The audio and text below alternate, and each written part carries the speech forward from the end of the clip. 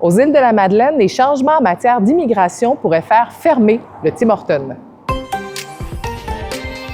Selon le propriétaire Patrick Chevary, seulement 5 des 23 employés du restaurant sont canadiens.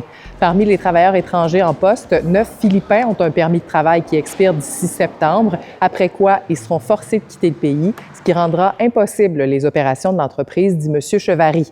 Une situation qui inquiète la Chambre de commerce des îles de la Madeleine.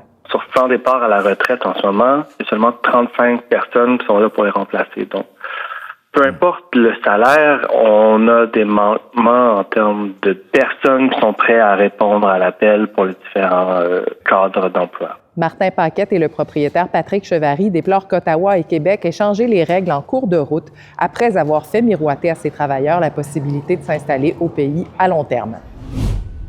À l'aéroport de Bonaventure, 2 dégivrages d'avions ont été réalisés par les pompiers depuis la signature de l'entente avec Transport Québec pour maintenir le service. Le service incendie de l'endroit a répondu à un total de 9 appels jusqu'à maintenant. Le maire de Bonaventure estime que les interventions réalisées démontrent bien la nécessité d'un tel service, notamment pour les avions ambulances. Ça sera un cheval de bataille pour moi dans l'une des priorités primordiales pour continuer à avoir ce service-là. Et puis, je vous dirais qu'on a l'appui de la population, évidemment, et des services hospitaliers, incluant les ambulanciers du secteur. Le maire Gagnon craint que l'aide accordée par Québec ne soit pas suffisante pour assurer le service à l'année. L'entente de cette année couvre une période de 3 mois et l'an prochain, le dégivrage devrait commencer en novembre pour se terminer en avril.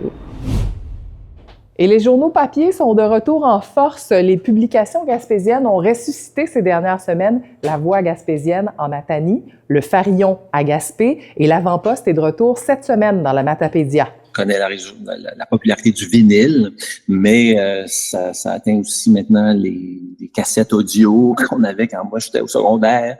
Semble y avoir chez les plus jeunes un attrait, un appétit pour l'analogique, d'avoir un objet qu'on peut tenir dans nos mains. Plutôt qu'au-delà du téléphone. Là.